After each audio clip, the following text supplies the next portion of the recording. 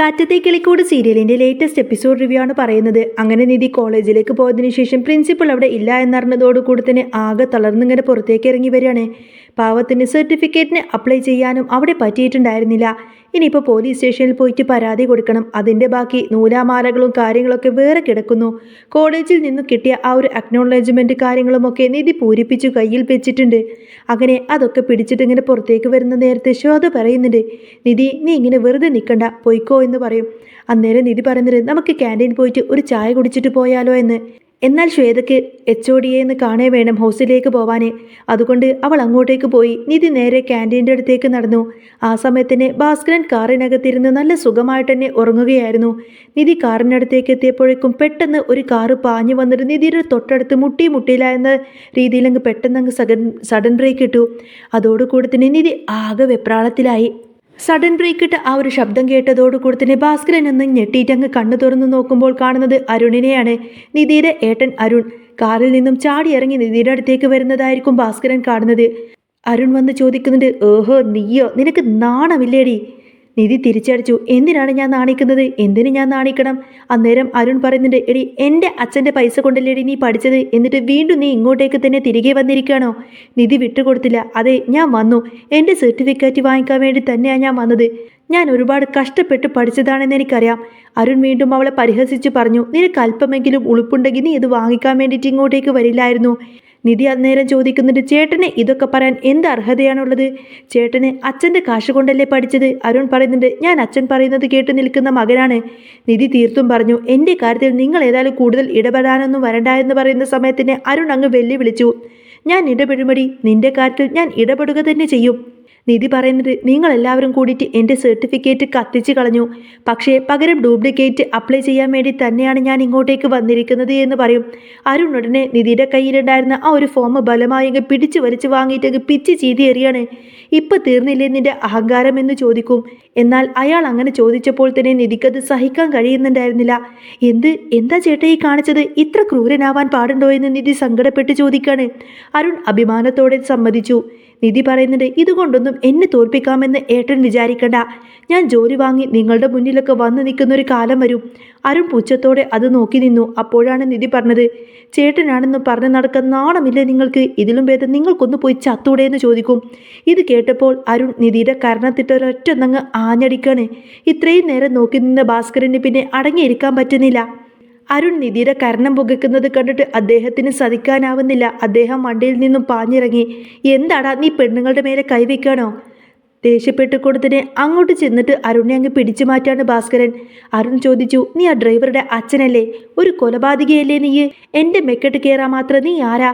ഭാസ്കരൻ പറഞ്ഞു, അതേടാ ഞാൻ കൊലപാതകി തന്നെയാണ്, നിനക്കെന്താ കാണണോ? അവളുടെ ദേഹത്ത് നിന്ന് കൈയെടുക്ക്. അരുൺ വെല്ലുവിളിച്ചപ്പോൾ ഭാസ്കരൻ അവൻ്റെ കരണത്തിട്ടൊന്നൊരൊറ്റൊന്നങ്ങ് പൊട്ടിച്ചു. നിധി പേടിച്ചുകൊണ്ട് തന്നെ നിലവിളിച്ചു. അരുണിൻ്റെ കൂടെ വന്ന ഡ്രൈവറും കൂടി ചേർന്ന് ഭാസ്കരനെ പിടിച്ചു വെച്ചു. നിധി അന്നേരം ആകെ പേടിച്ച് വിറച്ച് നിൽക്കുമ്പോൾ അരുൺ അരയിൽ നിന്നും പെട്ടെന്ന് തന്നെ ഒരു കത്തിയെടുത്ത് ഭാസ്കരനെ കുത്താൻ നോക്കി. നിധി ആകെ പേടിച്ച് കണ്ണടച്ചു പോയി. പക്ഷേ ഭാസ്കരൻ ആ കുത്തങ്ങ് തടഞ്ഞു. കത്തി നേരെ ഭാസ്കരൻ്റെ കയ്യിൽ അങ്ങ് തറച്ചു കയറി. ചോര അങ്ങനെ കൈ മുറിച്ച് ഇറ്റി ഒഴുകാൻ തുടങ്ങി. നിധി അച്ഛാ എന്ന് വിളിച്ചുകൊണ്ട് തന്നെ പുറത്തേക്ക് ഓടി വന്നു. നാട്ടുകാരും അവിടെ കൂടിയിരിക്കുന്ന സ്റ്റാഫുകളും എല്ലാവരും അങ്ങോട്ടേക്ക് ഓടി വന്നപ്പോൾ അരുണും സംഘവും അവിടെ നിന്നും പെട്ടെന്ന് തന്നെ അങ്ങ് തടി തപ്പി. ആകെ പരിഭ്രമിച്ച് അച്ഛനെ കാറിൽ കയറ്റി ഹോസ്പിറ്റലിലേക്ക് കൊണ്ടുപോവാണ് നിധി. പോകുന്ന വഴിക്ക് ഭാസ്കരൻ തൻ്റെ തോർത്തെടുത്ത് മുറിവിലെങ്ങനെ മുറുകെ കെട്ടിയിട്ടുണ്ട്. നിധിക്ക് പേടിയാവുന്നത് കണ്ട് അദ്ദേഹം പറഞ്ഞു, മോളെ പേടിക്കൊന്നും വേണ്ട, ഇതൊന്നും എനിക്കൊരു പുത്തിരിയല്ല. ഹോസ്പിറ്റലിലേക്ക് എത്തിയപ്പോൾ നിധി ഡോക്ടറോട് കാര്യങ്ങളൊക്കെ പറഞ്ഞു.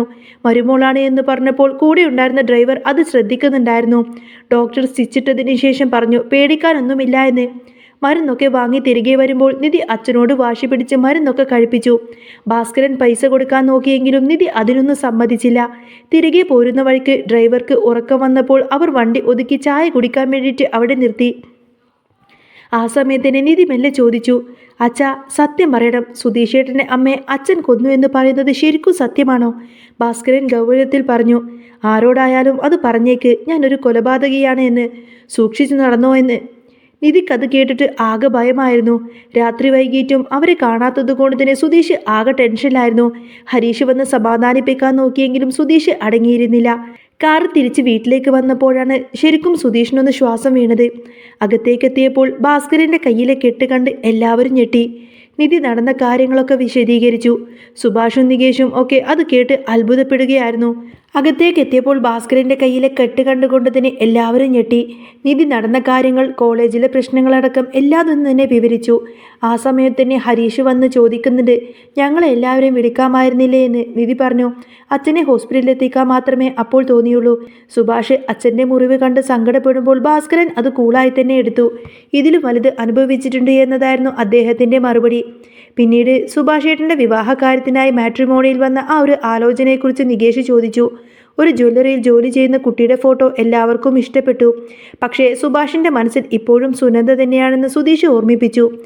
അടുക്കളയിൽ കയറി കറി വെക്കുമ്പോൾ സുഭാഷ് ശരിക്കും സുനന്ദയെ മിസ് ചെയ്യുന്നുണ്ടായിരുന്നു.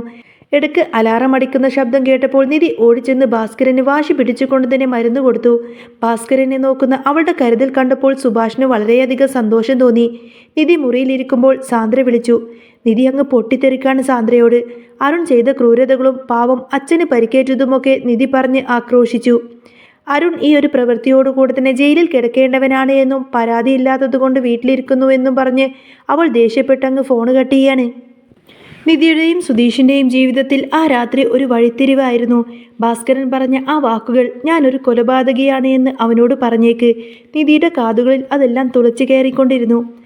ആശുപത്രിയിൽ നിന്നും വീട്ടിലേക്കുള്ള ആ ഒരു യാത്ര, കാറിനുള്ളിലെ നിശബ്ദതയെ കീറിമുറിച്ചുകൊണ്ടും തന്നെ ബ്ലൂടൂത്തിൽ പഴയൊരു പാട്ടും കേട്ടുകൊണ്ടിരിക്കുകയായിരുന്നു. ഡ്രൈവർ ചായ കുടിച്ച് ഉഷാറായെങ്കിലും ഭാസ്കരൻ ജനാലയ്ക്ക് പുറത്ത് ഇരുട്ടിലേക്ക് നോക്കിയിരുന്നു.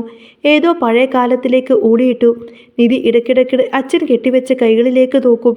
അരുൺ ചെയ്ത ക്രൂരതയേക്കാൾ അവളെ ഭയപ്പെടുത്തുന്നത് ഭാസ്കരൻ്റെ ആ ഒരു തുറന്നു പറച്ചിലായിരുന്നു. അച്ഛ, മരുന്ന് കഴിച്ചതിന് ഉറക്കം വരുന്നുണ്ടോ? നിധി മെല്ലെ ചോദിച്ചു. ഭാസ്കരനൊന്ന് ചിരിച്ചു. പക്ഷേ ആ ചിരിയിൽ വല്ലാത്ത ഗൗരവമുണ്ടായിരുന്നു. ഇല്ല മോളെ, ഈ ഭാസ്കരന് ഉറക്കം വന്നിട്ട് കാലം കുറേയായി. നീ ഒന്ന് ആലോചിച്ച് പേടിക്കേണ്ട. വീട്ടിലെത്തിയപ്പോൾ സുധീഷ് ആകെ വിളറി പിടിച്ചിരിക്കുകയായിരുന്നു. ഭാസ്കരൻ്റെ കയ്യിലെ ചോര പുരട്ട ആ ഒരു ബാൻഡേജ് കണ്ട് സുധീഷിൻ്റെ നിയന്ത്രണം വിട്ടു. ഇത് ആ അരുൺ ചെയ്തതാണല്ലേ, അവനെ ഞാൻ ഇന്ന് എന്നൊക്കെ പറഞ്ഞ് സുധീഷ് ഇറങ്ങിപ്പോവാനാഞ്ഞതും ഭാസ്കരൻ തൻ്റെ നല്ല കൈകൊണ്ട് സുധീഷിൻ്റെ കൈത്തണ്ടയിലങ്ങ് മുറുക്കി പിടിച്ചു. വേണ്ടടാ, ഇത് എൻ്റെയും അവൻ്റെയും തമ്മിലുള്ള കണക്കാ, നീ ഇതിൽ ഇടപെടണ്ട. നിധിമോളെ അകത്തേക്ക് കൂട്ടിക്കൊണ്ടുപോയിക്കോ. ഭാസ്കരൻ്റെ ശബ്ദത്തിലെ ആ കനം സുധീഷിനെ തണുപ്പിച്ചു. അന്ന് രാത്രി നിധി കൊട്ടുന്നതിന് ഉറക്കം വന്നില്ല. അവൾ സുധീഷിനോട് ചോദിക്കുന്നുണ്ട്, സുധീഷേട്ടാ, അച്ഛൻ ഇന്ന് പറഞ്ഞത് അത് സത്യമാണോ? അച്ഛൻ്റെ പഴയ ജീവിതത്തിൽ എന്തെങ്കിലും? സുധീഷ് ഒന്നും മിണ്ടാതെ തിരിഞ്ഞു നടന്നു. അവൻ്റെ മൗനം നിധിയുടെ സംശയം വർദ്ധിപ്പിച്ചു. പിറ്റേ ദിവസം രാവിലെ വീട്ടിൽ പുതിയൊരു അതിഥി വന്നു. മാട്രിമോണി വഴി വന്ന ആ ഒരു പെൺകുട്ടിയുടെ അച്ഛൻ. ജ്വല്ലറിയിൽ ജോലി ചെയ്യാവുന്ന ആ ഒരു പ്രിയ എന്ന പെൺകുട്ടിയുടെ ആലോചനയുമായിട്ടാണ് അവർ വന്നിരിക്കുന്നത്. സുഭാഷ് അടുക്കളയിൽ സുനന്ദയുടെ ഓർമ്മകളിൽ തളർന്നിരിക്കുകയായിരുന്നു. പക്ഷേ പ്രിയയുടെ അച്ഛൻ സംസാരിച്ചു തുടങ്ങിയപ്പോഴാണ് വലിയൊരു സത്യം പുറത്തു വന്നത്. പ്രിയയുടെ കുടുംബത്തിന് ഭാസ്കരനെ പണ്ടേ അറിയാമായിരുന്നു. ഭാസ്കരൻ ജയിലിൽ കിടന്ന കാലത്തെക്കുറിച്ച് അവർക്കറിവുണ്ടായിരുന്നു. പഴയതൊക്കെ പോട്ടെ, ഭാസ്കരൻ ഇപ്പോൾ മാന്യമായി ജീവിക്കുന്നില്ലേ എന്ന് അവർ പറഞ്ഞപ്പോൾ നിധി ഞെട്ടിപ്പോയി. ഇതേ സമയത്ത് അരുണാണെങ്കിൽ ഇപ്പോഴും അടങ്ങിയിരിക്കുന്നില്ല. തൻ്റെ കൈ തല്ലിയൊടിച്ചതിനും തന്നെ അപമാനിച്ചതിനും പകരം വീട്ടാൻ വേണ്ടിയിട്ട് അവരൊരു ഗുണ്ടാ സംഘത്തെ വാടകയ്ക്കെടുത്തു. അന്ന് വൈകുന്നേരം സുഭാഷിനെ കാണാൻ പ്രിയയുടെ കുടുംബം എത്തുമെന്ന സമയത്ത് തന്നെ അരുൺ അവിടെ പ്രശ്നമുണ്ടാക്കാൻ വേണ്ടിയിട്ട് പ്ലാൻ ചെയ്തിരുന്നു. പക്ഷേ അവിടെയാണ് ഭാസ്കരൻ തൻ്റെ പഴയ കൊലപാതകി പ്രതിച്ഛായ പുറത്തെടുത്തത്. കത്തി കാണിച്ച് പേടിപ്പിക്കാൻ വന്ന അരുണിൻ്റെ കഴുത്തിന് പിടിച്ചുകൊണ്ട് തന്നെ ഭാസ്കരൻ പറഞ്ഞു, എടാ, ഞാൻ അകത്ത് കിടന്നത് എന്തിനാണെന്ന് നിനക്കറിയില്ലേ? എൻ്റെ മോളെ തൊട്ടവൻ്റെ കൈ ഞാൻ അങ്ങ് വെട്ടും. ഇനിയും അത് ചെയ്യാൻ എനിക്ക് യാതൊരു മടിയുമില്ല എന്ന് ഭാസ്കരൻ പറയാണ്. അരുൺ അത് കേട്ടപ്പോൾ ആദ്യമായി ഒന്ന് ഭയന്നു. ഭാസ്കരൻ്റെ കണ്ണുകളിലെ ആ തീജ്വാല കണ്ടപ്പോൾ അവൻ ആകെ വിറച്ചുപോയി. പാവം ഡ്രൈവർ എന്ന് കരുതിയ ആ മനുഷ്യൻ ശരിക്കും ഒരു പുലിയാണെന്ന് അപ്പോഴാണ് അരുണിന് മനസ്സിലായത്. നിധിക്കപ്പോഴാണ് ഒരു കാര്യം മനസ്സിലായത്. ഭാസ്കരൻ ഒരു കൊലപാതകിയായിരിക്കാം, പക്ഷേ അത് ആരുടെയോ നീതിക്ക് വേണ്ടിയിട്ടായിരുന്നു. തൻ്റെ കുടുംബത്തെ സംരക്ഷിക്കാൻ അദ്ദേഹം ഏതറ്റം വരെയും പോകുമെന്ന് അവൾ തിരിച്ചറിഞ്ഞു. ഇതേ സമയം വീട്ടുകാരുടെ നിർബന്ധം കൊണ്ടാണെങ്കിലും പ്രിയയുമായിട്ടുള്ള ആ ഒരു വിവാഹത്തിന് അവസാനം സുഭാഷ് സമ്മതം മൂളി. സുനന്ദ ഒരു ഓർമ്മയായി ബാക്കിയാകുമ്പോഴും ഭാസ്കരൻ്റെ തണലിൽ ആ കുടുംബം വീണ്ടും ഒന്നായിരുന്നു. അരുൺ തോൽവി സമ്മതിച്ച് തൽക്കാലം പിന്മാറിയെങ്കിലും നിധി തൻ്റെ പുതിയ സർട്ടിഫിക്കറ്റിനായി പോലീസ് സ്റ്റേഷനിൽ കയറിയിറങ്ങി ആ ഡ്യൂപ്ലിക്കേറ്റ് സർട്ടിഫിക്കറ്റ് കൈവശത്താക്കുന്നുണ്ട്. അതോടുകൂടി തന്നെ നിധിക്ക് തൽക്കാലം ഒരു പ്രൈവറ്റ് കമ്പനിയിൽ നല്ലൊരു ജോലി ലഭിക്കുന്നുണ്ട്. അങ്ങനെ നിധിയുടെ ആഗ്രഹം പോലെ തന്നെ ആ ഒരു വലിയ കമ്പനിയിൽ ജോലി ലഭിച്ചതോടുകൂടി തന്നെ പിന്നീട് സംഭവിക്കുന്നത് വമ്പൻ ട്വിസ്റ്റ് നിറഞ്ഞ എപ്പിസോഡുകൾ തന്നെയാണ് കേട്ടോ. അപ്പോൾ അതൊക്കെ നമുക്ക് ഡീറ്റെയിൽഡ് ആയിട്ട് ഇനി നെക്സ്റ്റ് എപ്പിസോഡിൽ പറയാം. നിങ്ങൾക്ക് ഈ ഒരു ചാനൽ ഇഷ്ടമാവുകയാണെങ്കിൽ സബ്സ്ക്രൈബ് ചെയ്യാനും സപ്പോർട്ട് ചെയ്യാനും മറക്കല്ലേ. നെക്സ്റ്റ് വീഡിയോ ആയിട്ട് ഉടനെ വരാട്ടോ. ബൈ.